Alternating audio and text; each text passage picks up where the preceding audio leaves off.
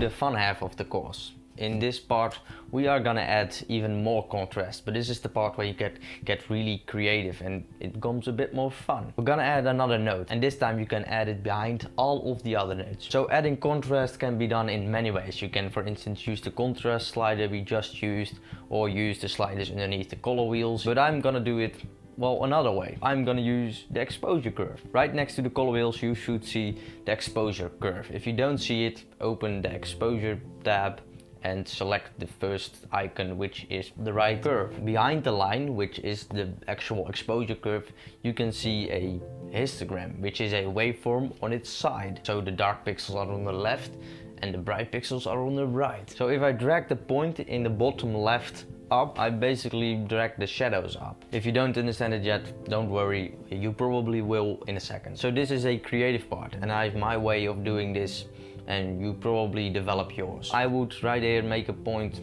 on top of the shadows and drag it down quite a bit, and also add a point in the highlight area and drag it up just a bit. In this case we don't really need to do that because our highlights are already, well, very bright. And look at the line that we have now created. It is a curve, and the great thing about the curve is that the exposure change that we have made is gradual.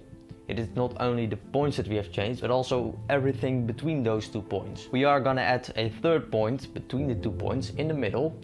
And well, this is crazy. Look what happens if we drag this point. The blacks and the whites behind the other points also move. So just drag it up and down and see what happens, and just do whatever you like. So this is just a really subtle S curve, but it changes the whole image.